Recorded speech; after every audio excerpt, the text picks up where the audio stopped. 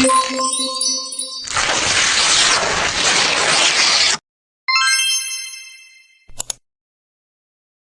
dalam pemandangan terhadap iklan televisi dapat mencerminkan perkembangan dalam dinamika media dan juga perubahan perilaku konsumen.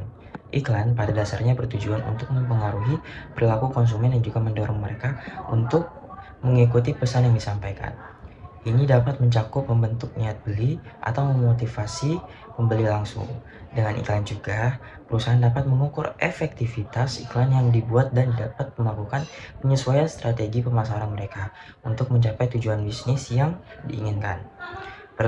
Periklanan sebagai alat komunikasi non-personal dan komersial yang bertujuan untuk memenuhi fungsi pemasaran.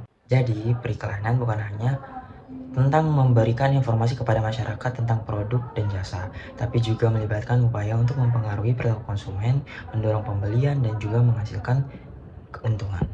Secara etimologis, asal kata iklan dapat ditelusuri dari bahasa Latin, yaitu advere, berarti menyampaikan pikiran dan gagasan kepada orang lain.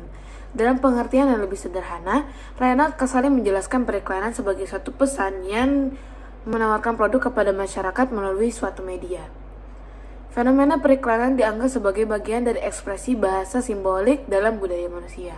Selanjutnya terjadi evolusi yang memicu perkembangan luar biasa dalam sejarah periklanan dunia, yaitu sejak ditemukan percetakan oleh Gutenberg dari Mainz, Jerman pada tahun 1450.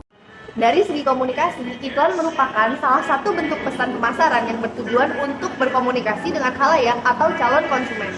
Aspek komunikasi dalam periklanan mencakup berbagai unsur dan tujuan untuk menyampaikan pesan secara efektif. Berikut adalah beberapa aspek kunci periklanan dari perspektif komunikasi. Yang pertama adalah pesan. Pesan ini meliputi kreativitas dan kesesuaian, yang mana pesan iklan harus kreatif dan sesuai dengan target audiens. Kreativitas membantu iklan menonjol dan diingat oleh konsumen. Yang kedua adalah audiens. Segmentasi audiens adalah identifikasi audiens, target, dan sesuaikan pesan iklan untuk memenuhi kebutuhan, nilai, dan preferensi mereka. Yang kedua adalah bahasa dan gaya. Pilih gaya bahasa, komunikasi yang dapat terhubung dengan audiens secara efektif. Yang ketiga adalah saluran media dan komunikasi, meliputi pemilihan media. Yang mana pilih media atau saluran yang paling sesuai dengan target audiens. Ini mungkin melibatkan media cetak, radio, televisi, iklan online, atau kombinasi saluran. Yang keempat adalah efektivitas visual, meliputi desain grafis dan visual, yang mana penggunaan elemen visual yang menarik dan sesuai dengan merek dapat meningkatkan daya tarik iklan.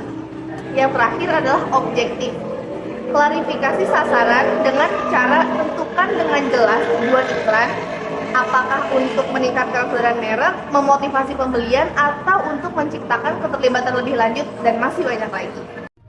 Oke, di sini saya akan menjelaskan tentang perkembangan iklan. Perkembangan iklan telah dipengaruhi oleh berbagai faktor seperti teknologi, perubahan budaya, dan adaptasi industri pemasaran terhadap kebutuhan konsumen. Teknologi seperti internet dan media sosial telah mengubah cara iklan disampaikan dan diterima oleh audiens. Evolusi ini mencerminkan adaptabilitas industri pemasaran dalam menghadapi tantangan dan peluang yang muncul. Meskipun masa depan iklan penuh dengan ketidakpastian, inovasi dan adaptasi akan terus menjadi kunci keberhasilan dalam dunia yang terus berubah ini. Ini berarti terus menggali insight tentang konsumen, memanfaatkan teknologi terbaru, dan menciptakan konten yang resonan dengan audiens. Dengan demikian, inovasi dan adaptasi akan terus menjadi pilar keberhasilan dalam industri pemasaran yang dinamis.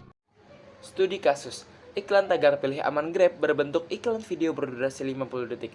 Perlu diketahui, saat ini Grab Bike telah menghapus video tersebut karena adanya peringatan dari lembaga KPI. Namun, salah satu akun YouTube bernama Guru Gifar mengunggahnya kembali pada 16 November 2018 dan masih eksis hingga dilakukan penelitian ini. Video tersebut digunakan sebagai analisis oleh penulis.